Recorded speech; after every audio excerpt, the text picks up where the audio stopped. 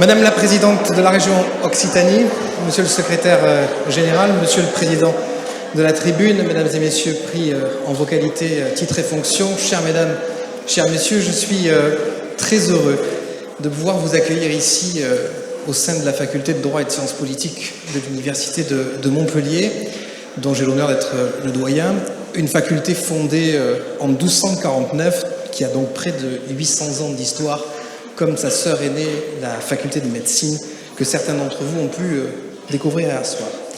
C'est un honneur pour nous, mais je dois le dire, votre venue ici est surtout un signe fort, je pense, de reconnaissance de ce qu'est l'université française.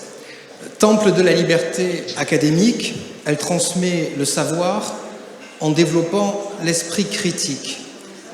Temple du mérite républicain, elle repose sur le principe d'égalité devant le service public et soutient l'égalité des chances. Elle ne cesse de promouvoir l'égalité femmes-hommes.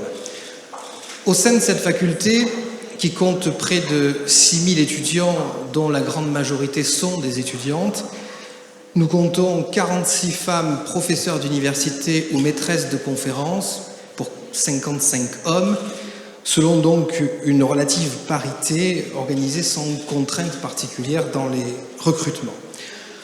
Mais que ce fut long, que ce fut long.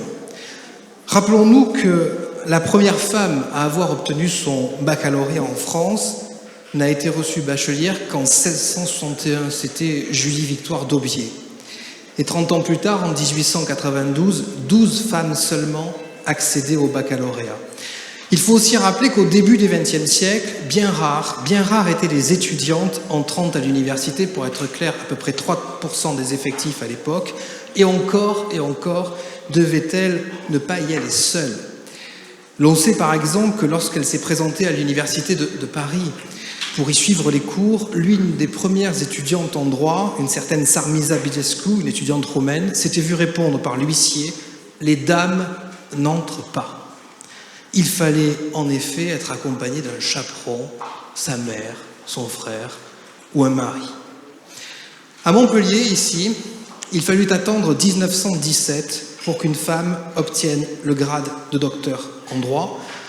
Il s'agissait de Suzanne Giraud, dont nous avons récemment honoré la mémoire en donnant son nom à notre hall d'honneur. Une femme aussi brillante que son frère qui devait devenir le doyen de la faculté de médecine de Montpellier.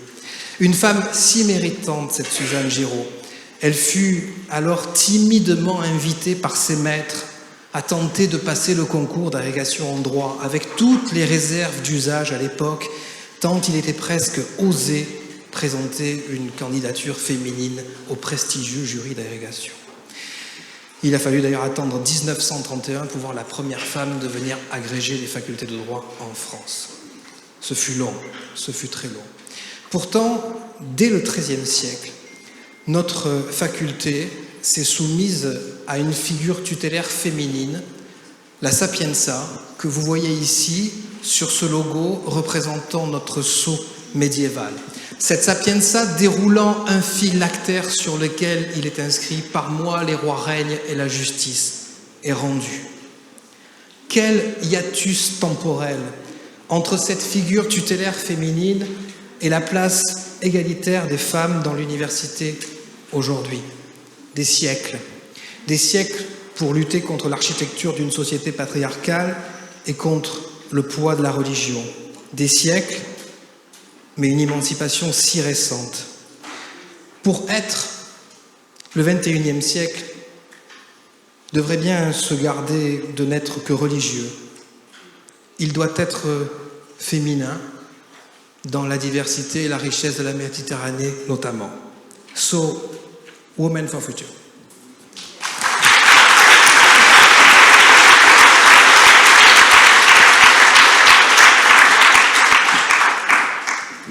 Bonjour à toutes et à tous, bienvenue dans cette superbe université, faculté à Montpellier, ici en Occitanie. Madame la Présidente, bonjour.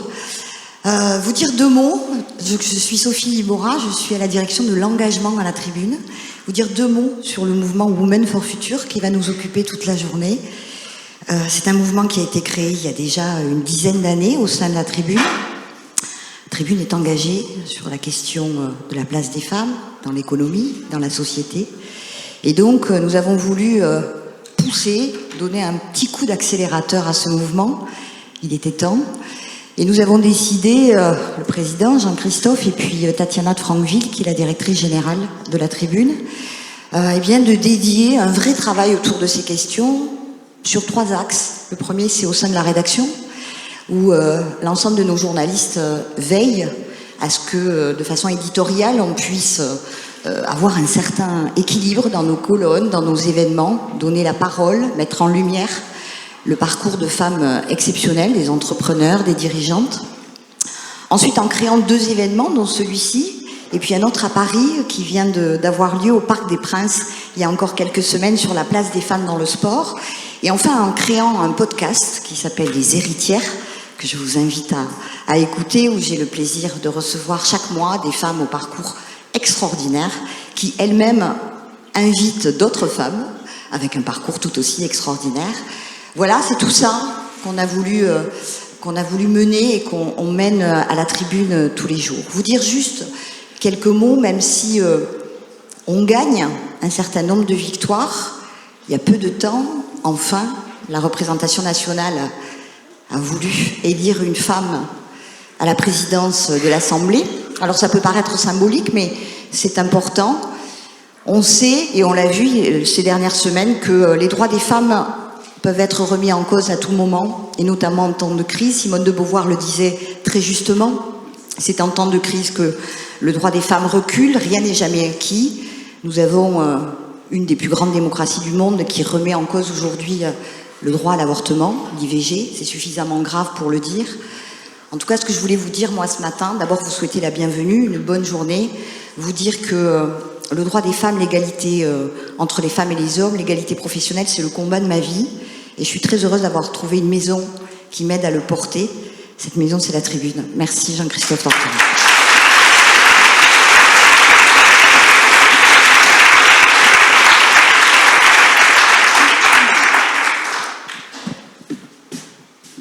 Bien, Madame la Présidente de Région Occitanie, chère Carole Delga, Madame la Princesse, Mesdames les consuls, Mesdames et Messieurs les élus, il y a aussi des hommes dans la salle, on peut les applaudir ce matin, qui sont parmi nous.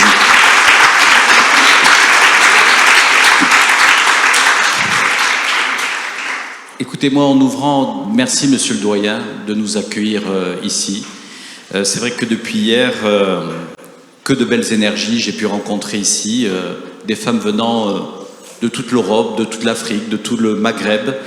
Et finalement, ça me rend optimiste, Madame la Présidente, dans un monde un peu complexe où il faut défendre sans cesse les valeurs de la République, de notre démocratie. J'ai vu ici des femmes déterminées. C'est pourquoi je crois que ici, en région Occitanie, ça a tout son sens que le dialogue puisse être initié, puisse se poursuivre chaque année, parce que je pense que les femmes de la Méditerranée ont des valeurs en commun, ont des combats à mener, à la fois bien sûr sur les questions d'égalité, mais pas que, sur les questions bien sûr environnement, sur les questions climatiques, sur finalement les nombreuses transitions auxquelles nous sommes confrontés. Et je crois vraiment que les femmes peuvent être moteurs aujourd'hui de ces transformations et de ces changements. Moi, simplement, en ouvrant aujourd'hui cette matinée, je pense simplement à mes 2 grands-mères. Je suis on va dire, un enfant de la Méditerranée. Ma mère est née au Maroc, mon père est né en Algérie, une famille italienne du côté de mon père, une famille espagnole qui a fui le franquisme en Espagne. Et j'allais dire, Madame la Présidente de la région, certainement ce qui nous a peut-être réunis, ce qui nous a permis peut-être de nous rebâtir, ça a été la capacité de la région Occitanie à savoir nous accueillir. Et ici, c'est une région qui sait accueillir, une région qui s'est donné sa chance. Et en tous les cas, nous, ce que nous essayons, c'est la Tribune. Depuis 1985, la mission de notre journal, c'est de mettre l'économie au service des femmes et des hommes. Et je crois que aujourd'hui, c'est ce que nous allons contribuer avec les travaux durant toute cette journée, faire en tous les cas à ce que ces rencontres, ici à Montpellier en Occitanie, permettent à chacune et chacun d'entre nous d'avoir sa chance, sa capacité de s'épanouir. Et je sais ô combien, Madame la Présidente, que vous mettez autant d'efforts et je voudrais vraiment, vraiment vous applaudir pour tout le travail que vous faites.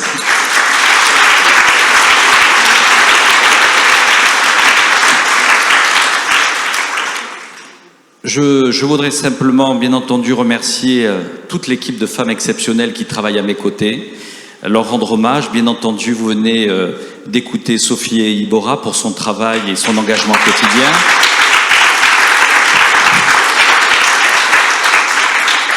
Je voudrais remercier Sandrine Martinez, qui est la directrice régionale ici de la Tribune en Occitanie.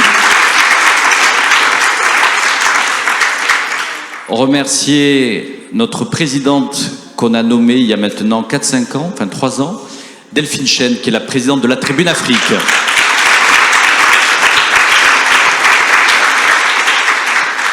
Et puis, bien sûr, remercier toutes ces femmes de la Tribune de l'Ombre. Je pense bien entendu à Cécile Chéniaud, notre journaliste ici à Montpellier. Et puis, je vais bien sûr, et toute l'équipe événementielle, je pense à Claire, à Pauline, à toutes celles aussi qui ont préparé cet événement.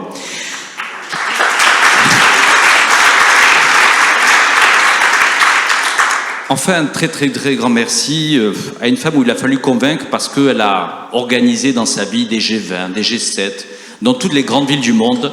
Et ça fait des années que je lui explique que finalement, la région la plus importante du monde, c'est la région Occitanie. Alors, elle avait déjà fait un pas, elle était venue à Saint-Bertrand-de-Comminges, ce qui était déjà un pas très important, venir dans un territoire qui vous est très cher, Madame la Présidente. Et puis je lui ai expliqué que dorénavant, finalement, Montpellier, avec toute son histoire, et puis bien entendu sur le bassin Méditerranée, valait toutes les grandes villes-mondes du monde. Merci Chiara d'avoir accepté d'être notre conseillère spéciale.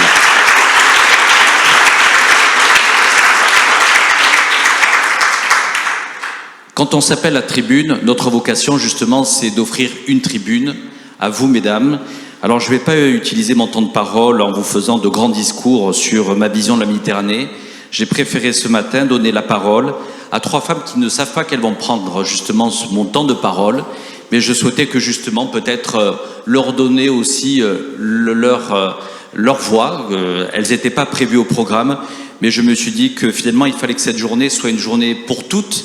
Et donc, elles vont prendre ma place, voilà, de président de la tribune, le temps de 3 minutes. Hein.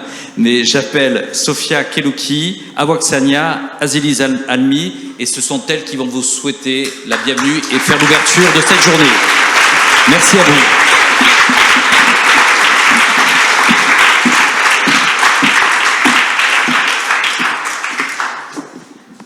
Bonjour à tous, je suis très émue d'être ici. Merci à Jean-Christophe Tortora pour cette surprise, à Sophie Ibora et à Sandrine Martinez de nous donner l'occasion de vous dire combien on vous aime déjà, mesdames. Moi, personnellement, j'ai décidé de dédier ma vie aux femmes. Je suis la présidente de la Maison de l'Afrique, secrétaire générale du Zonta, les Antiennes que je salue aujourd'hui, Olympe de Gouges, également avec Samira, qui également montre l'exemple. Olympe de Gouges, c'est cette fameuse dame qui a rédigé la déclaration du droit des femmes. Très important aujourd'hui de le rappeler. Très important aujourd'hui de le rappeler quand on voit ce qui se passe aujourd'hui chez nos voisins. Je pense à ma sœur qui habite aux États-Unis. Il faut continuer de vous battre. Rien n'est jamais acquis. Il faut vraiment continuer ce genre d'événement. C'est pourquoi je remercie la Tribune. J'en ai parlé hier à Monsieur Tortora. Il y a peu de médias qui sont engagés et donner des fonctions comme directrice de l'engagement, nous rendre visibles, nous donner la parole pour justement rappeler combien il est important dès le plus jeune âge de transmettre justement les valeurs d'éducation, d'égalité, de fraternité. Pas juste une simple phrase qui soit rédigée dans la Déclaration des droits de l'homme et du citoyen. L'homme et le citoyen, c'est aussi l'homme et les femmes. Voilà, donc j'ai juste envie de dire bienvenue à Montpellier, une des villes les plus solidaires de France, et bienvenue à Women Future.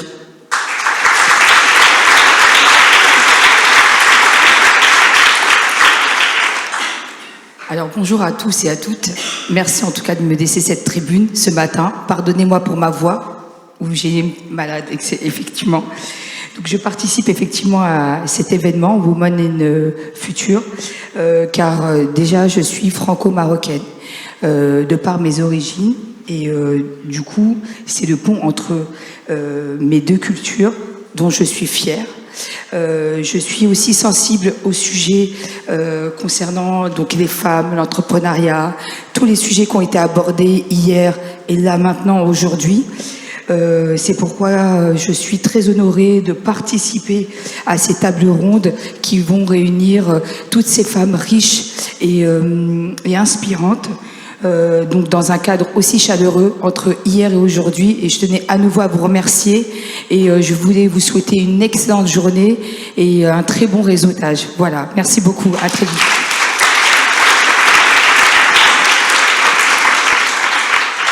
Bonjour, moi je m'appelle Azili Zalmi, je suis porteuse de projet chez Les Déterminés. Je ne sais pas si vous connaissez Les Déterminés, c'est une association incroyable qui a été fondée par Moussa Camara, qui aide les entrepreneurs de demain à porter des projets.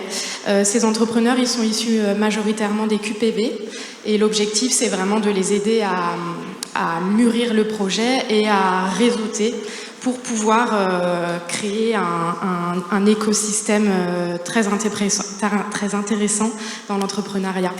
Moi, du coup, mon projet, il parle des femmes et il veut faire parler les femmes.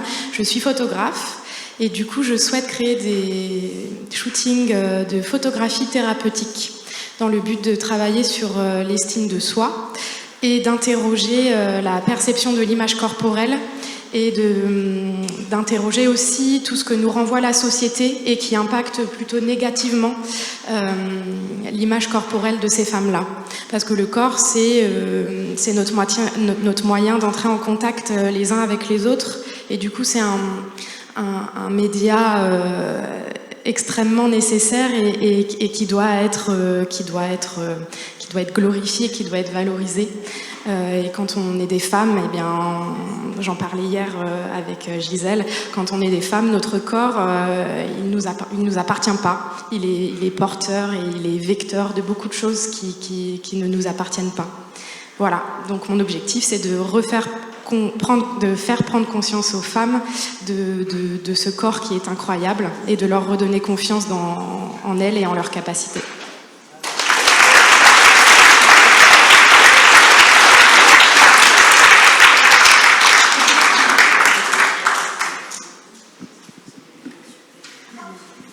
Merci infiniment à toutes les trois.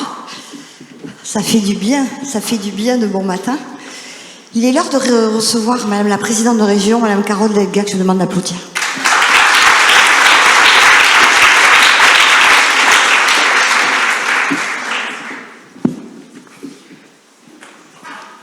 Bonjour à toutes et bonjour à tous.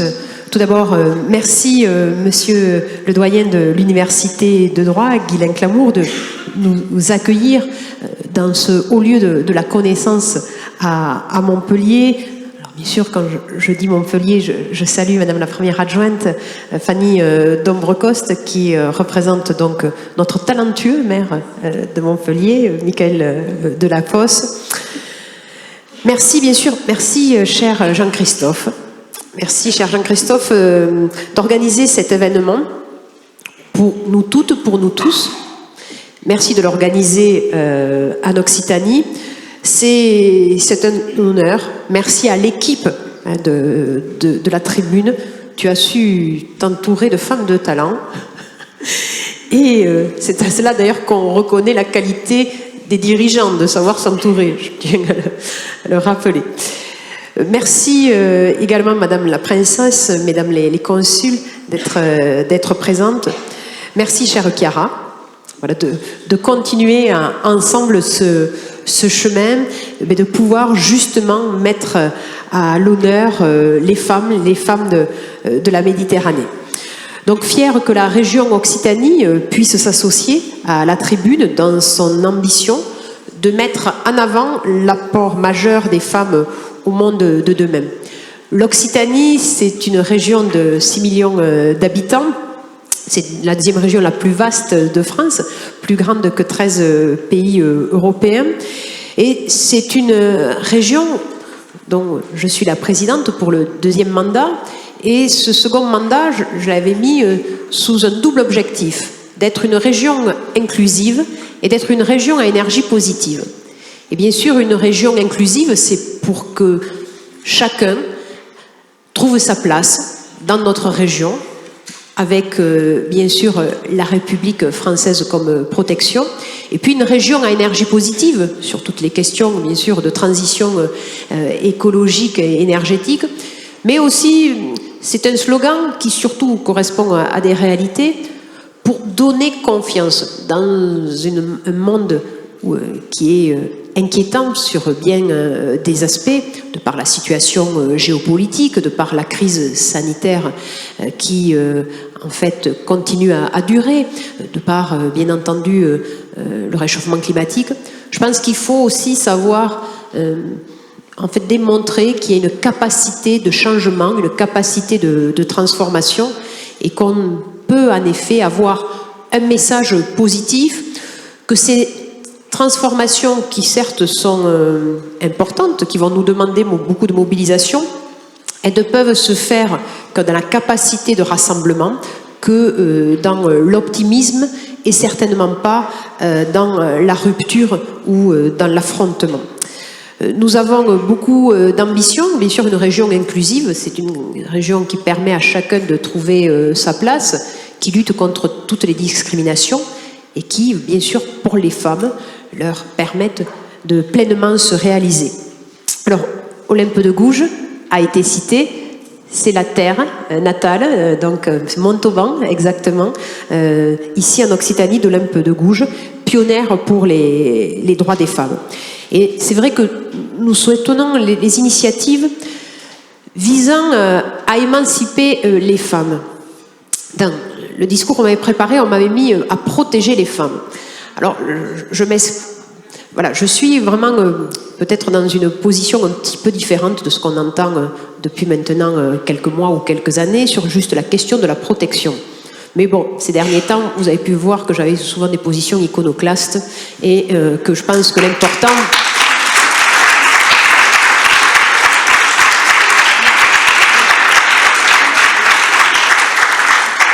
Et je pense que l'important, c'est d'être sincère, c'est d'être cohérent. C'est ainsi qu'on peut avoir une crédibilité tout en restant, bien sûr, humble, mais déterminé. Et je pense qu'en effet, il est essentiel de pouvoir protéger les femmes, mais en premier, il faut parler d'émancipation. Parce que moi, je ne souhaite pas qu'on présente les femmes juste comme des victimes. Moi, je souhaite qu'on les présente comme des conquérantes. Alors, Jean-Christophe sourit parce que il sait que je suis très attachée à ce message. Je pense qu'il faut démontrer que nous sommes en capacité de soulever des montagnes, que nous sommes en capacité d'affronter le pire. Bien sûr, les violences physiques, bien sûr, les violences sexuelles, bien sûr, la question de la discrimination, la question de l'inégalité aujourd'hui sur les salaires femmes-hommes. Mais en premier, pour gagner un combat, bien en premier, il faut avoir confiance en soi. Et c'est pas avec un discours juste de protection, c'est avec un discours, en fait, qui fait bien intégrer aux femmes les capacités qu'elles ont en elles.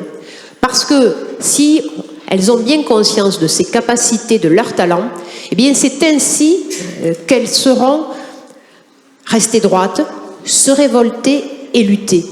Et bien entendu, quand à un moment, la vie, les faits, la violence est trop forte et qu'une femme peut être brisée, oui, bien sûr, on protège et on aide à la reconstruction.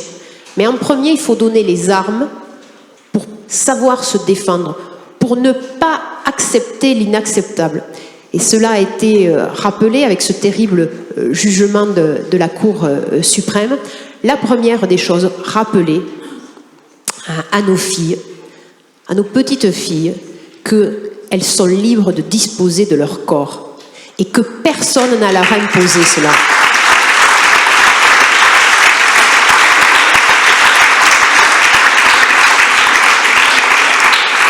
Parce que disposer de son corps, c'est être maître de son destin. Et le travail qui est mené sur la question du corps et de l'image à travers cette personne, là, je m'excuse, je n'ai pas retenu votre nom, mais qui est photographe dans le cadre du dispositif des déterminés. Je pense que cela est essentiel. Il faut que chaque femme soit pleinement convaincue que son corps lui appartient et qu'elle en fait ce qu'elle veut et qu'elle ne doit pas obéir au dictat de n'importe quelle civilisation. Puisqu'ici, nous sommes dans une civilisation européenne, mais il y a d'autres civilisations dans le monde. Et cela, c'est fondamental, de bien expliquer qu'une femme, elle est libre de son corps. Elle en fait ce qu'elle veut et elle le maîtrise. Et elle construit ainsi son destin. Voilà, le libre arbitre, le choix, c'est pourquoi je fais de la politique. Alors bien sûr, pour les femmes, mais aussi pour qu'un enfant, quelle que soit son origine sociale, quelle que soit sa couleur de peau, il puisse choisir. Choisir en étant éclairé, et cela est fondamental. Et en plus, en étant femme politique, la question de la pression de l'image qu'on donne, je peux vous assurer, je le dis souvent quand je fais des discours. Au début, j'ai un petit côté bon élève, voilà, donc je voulais que mes discours soient excellents de A jusqu'à Z. Puis après, à un moment, vous prenez de l'expérience, puis à un moment, l'agenda étant tellement compliqué que vous êtes obligé de revoir parfois votre niveau d'exigence. Et en fait, je me suis rendu compte, les 2 premières phrases sont importantes dans un discours quand on est une femme, et après, les 5 premières minutes ont moins d'importance. Et après, c'est surtout la conclusion. Parce que quand on est une femme politique, en fait, l'auditoire, il est quand même essentiellement masculin. On va dire au moins au-delà de 80%. Donc vous faites 2 phrases, et au bout de 2 phrases, en fait, ces messieurs, ils vous écoutent plus, ils vous regardent, ils vous détaillent de la tête aux pieds. Non, mais c'est une réalité.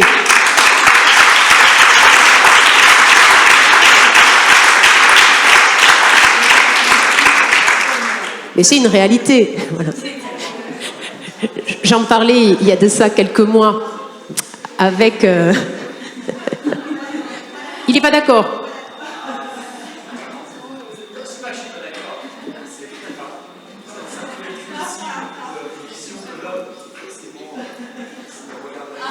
Non mais c'est un vécu, hein, je vous dis, bon, voilà, c'est pas une vision, voilà, c'est un vécu.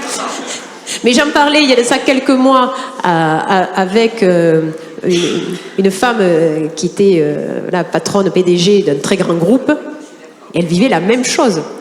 Alors après, je ne m'exonère pas de la part de responsabilité que j'ai là-dedans. Parce que, en effet, moi-même, je suis toujours très attentive à l'image extérieure que je donne. Je fais en sorte aussi de cultiver mon jardin intérieur. Mais voilà, je suis lucide aussi sur le rapport ambivalent que moi-même je peux avoir vis-à-vis de l'image.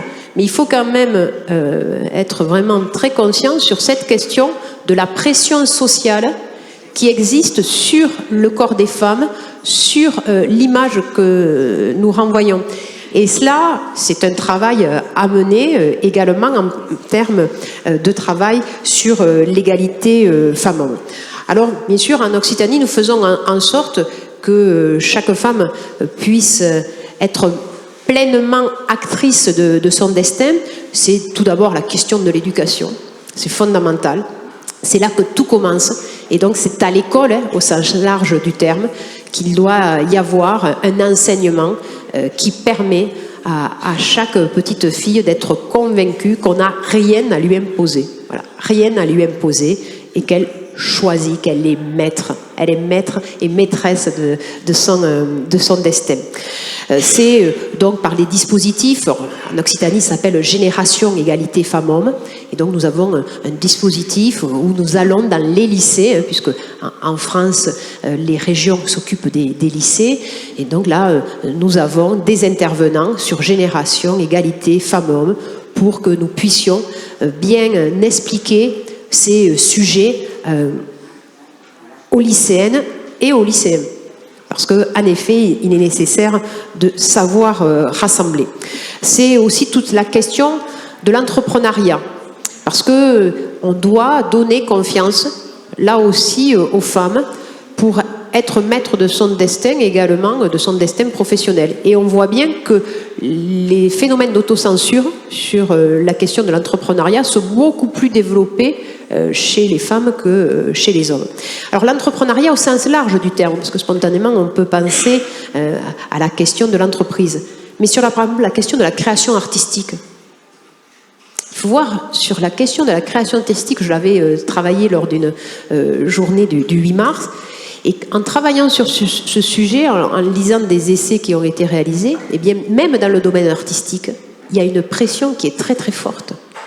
Parce que là aussi, être artiste, c'est prendre un risque. Voilà. Et bien, sur la prise de risque, il y a aussi un rapport qui est vraiment déterminé selon le fait qu'on soit femme ou pas. Et donc, il faut travailler sur ces sujets. Et puis, bien entendu, c'est la question d'avoir une émancipation et puis une capacité à rassembler, à avoir aussi toujours les bras ouverts. J'aime à dire que, en fait, dans la vie, on n'ouvre jamais assez en grand les bras. Alors c'est particulièrement vrai quand on est en Occitanie, puisque de par son parcours, Jean-Christophe l'a rappelé, l'Occitanie c'est un carrefour. C'est un carrefour d'immigration et en Occitanie, on revendique fièrement et avec détermination et passion que oui, nous aimons l'immigration, oui, nous aimons les immigrés, oui, nous sommes convaincus de la mixité culturelle, oui, nous sommes convaincus du métissage. Et d'ailleurs, l'Occitanie a toujours été un carrefour de civilisation. Nous avons toujours accueilli des migrants, des migrantes, des réfugiés, peu importe la sémantique. Et c'est la question de savoir ouvrir les bras. Et ça, il faut aussi que les femmes, nous soyons moteurs sur ce sujet. Quand on voit dans le monde la montée des populismes, ou quand on voit le résultat aux dernières élections législatives en France, 90 députés d'extrême droite. 90. C'est ça le vrai sujet. Et on n'en parle pas assez d'ailleurs dans les médias sur ces élections législatives. Et 28 millions de Françaises et de Français qui n'ont pas voté. Avec ces deux réalités, ça démontre l'inquiétude et les difficultés qui existent dans notre pays. C'est cela aussi la capacité, je pense, d'énoncer des vérités avec courage et de ne jamais être dans les soubresauts de l'histoire du petit jour, mais être au contraire dans le long cours de l'histoire et de savoir être lucide sur les inflexions qui peuvent générer le pire. Il faut savoir le rappeler. Simone de Beauvoir l'a écrit par rapport aux droits des femmes. Il suffit d'une crise pour qu'il soit remis en cause. Mais il faut voir que le jugement de la Cour suprême aux États-Unis, ce sont les relents du populisme incarné par Donald Trump.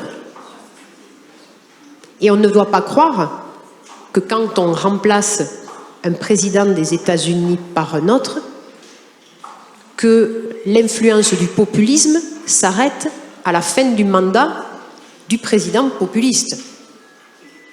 On voit comment un pays éclairé, un pays, une démocratie, peut être infiltré par ces idées-là.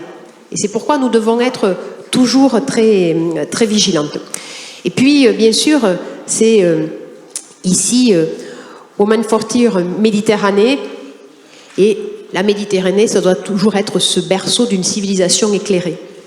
Et nous soutenons bien sûr toutes les actions de SOS Méditerranée parce que nous ne voulons pas que la Méditerranée soit un cimetière à ciel ouvert, mais nous voulons au contraire que la Méditerranée, elle puisse réinventer au XXIe siècle une civilisation de partage, une civilisation généreuse. C'est absolument indispensable. Nous avons donc des coopérations décentralisées, renforcées avec le Maroc, avec la Palestine, avec la Catalogne, des missions que j'ai pu mener en Tunisie, ou également mes équipes en Italie ou au Liban.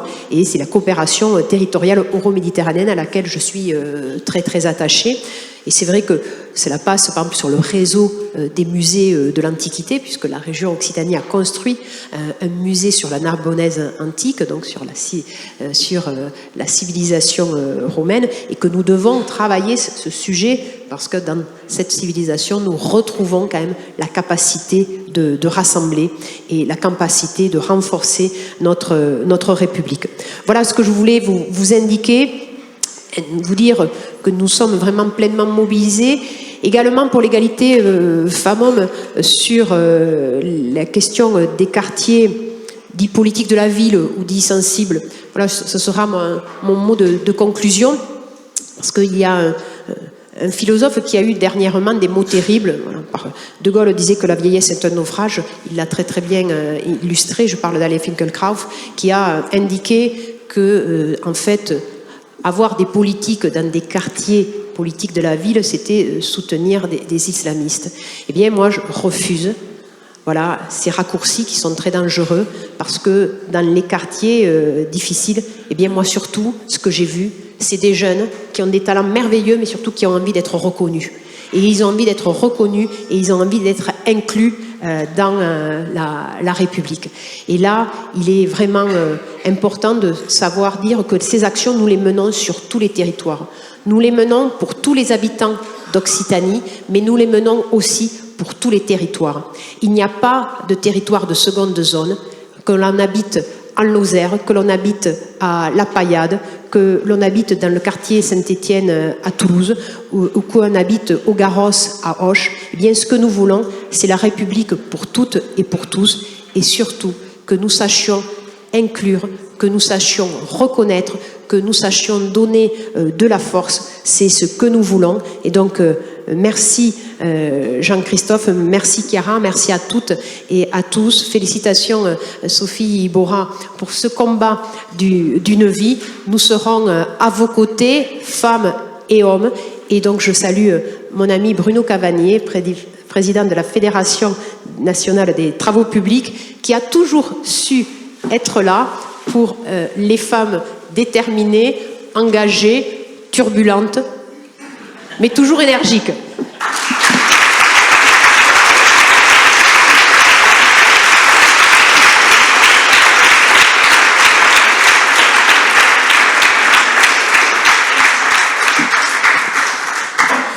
Merci Madame la Présidente, merci chère Carole.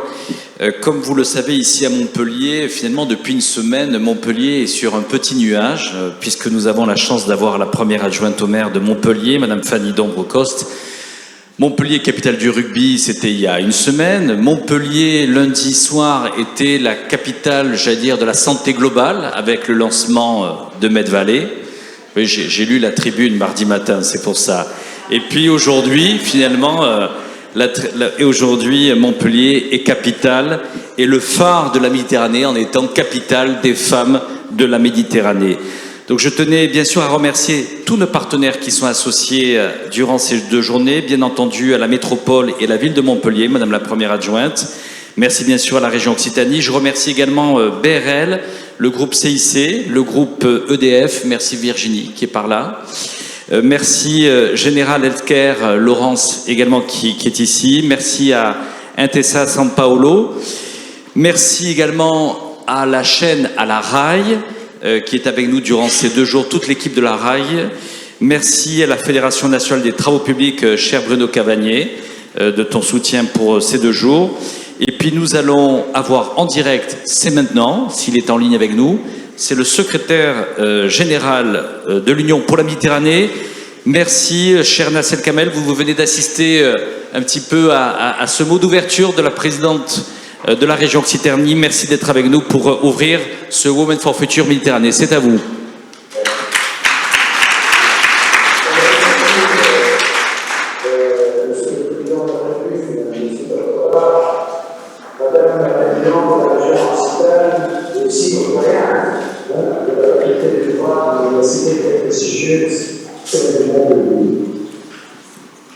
Avec une chose, permettez-moi de vous remercier chaleureusement pour m'avoir amené à cette conférence. Il y avait un moment crucial pour la région du Valais. Ainsi, pour le monde entier, le rôle des femmes dans l'économie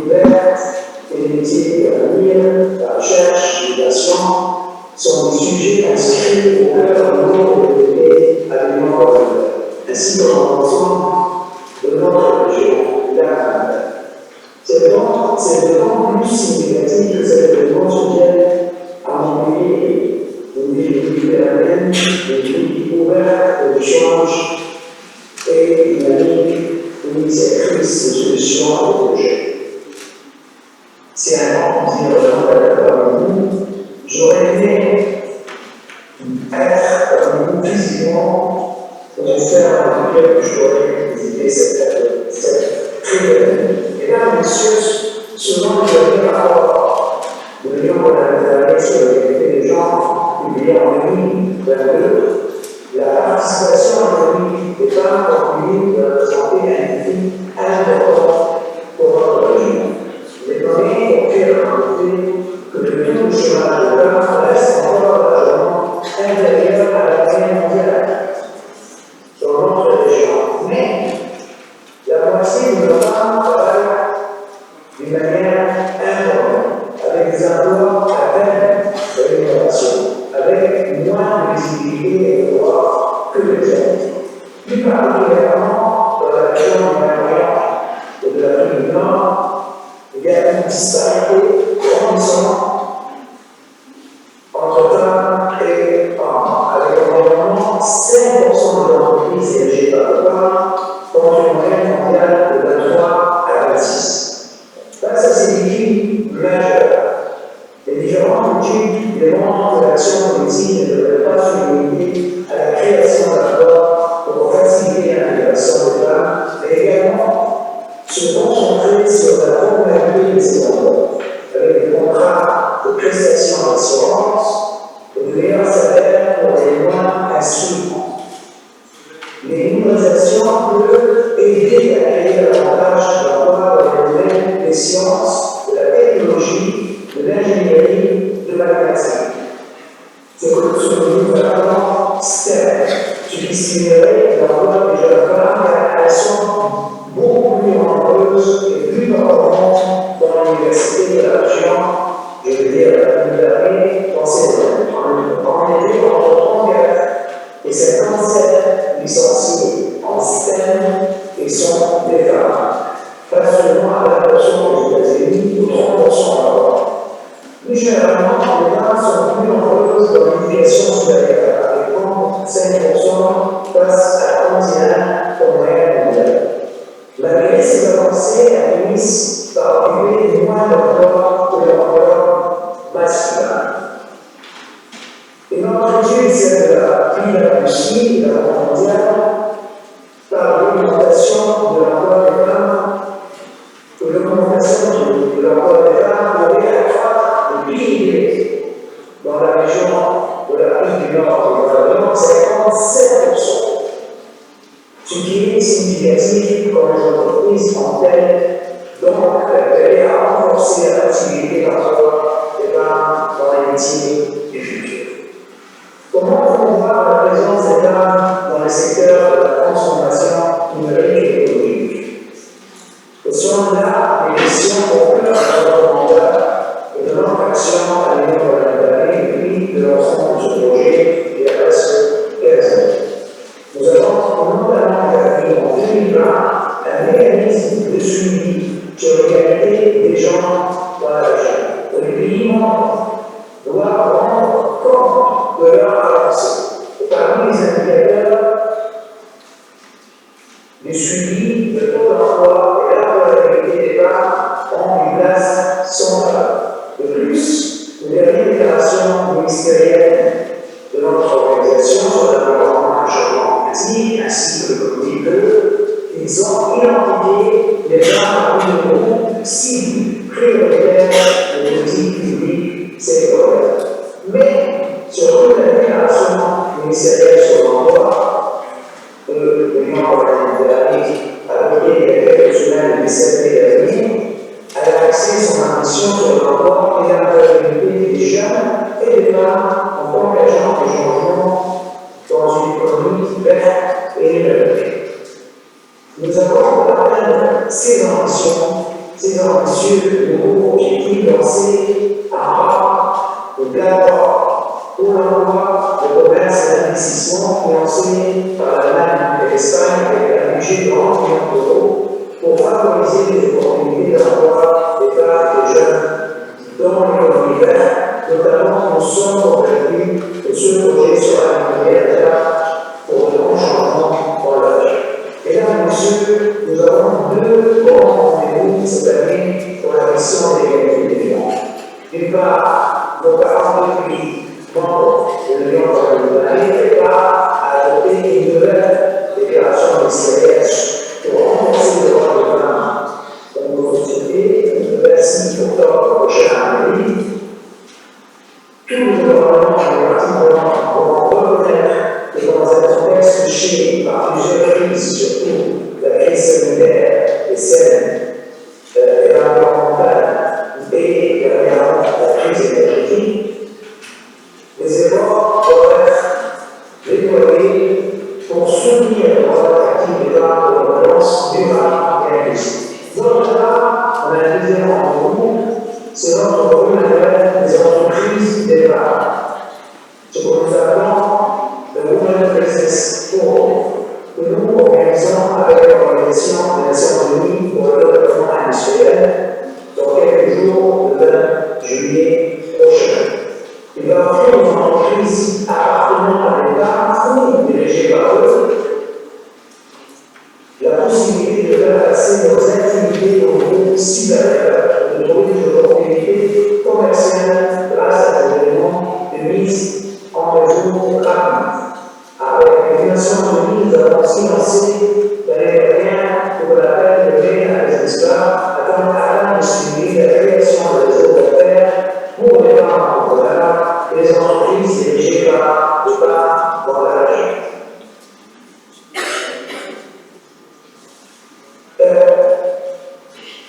Excellences, Mesdames et Messieurs, malgré ces efforts, nous restons bien conscients que pour tout changement sur les femmes ont besoin de leadership bien reconnu, tant dans les sphères économiques que dans la vie politique. Beaucoup de nos efforts ont été atteints dans ce domaine dans les années, mais nous sommes encore bien loin des objectifs d'une vraie égalité entre. Et il faut également reconnaître que le changement dans la politique publique ne sont pas suffisants pour qu'un vrai changement s'opère sur le terrain. Un travail de fond est nécessaire aussi au niveau culturel. C'est pour cela que nous avons, à l'Union de la Méditerranée, signé le protocole d'entente pour une campagne européenne non européenne, non partie. Pour que dans toute discussion, panel, débat, initions la contribution des femmes et les hommes doivent pouvoir être entendus d'une manière égale. Je vous remercie, Mesdames et Messieurs, d'avoir mis au cœur de débat aujourd'hui ces questions fondamentales pour le futur de notre société. Vous pouvez compter sur nous pour travailler main dans la main avec vous de l'égalité des genres, pleine et totale en Méditerranée. Je vous remercie infiniment.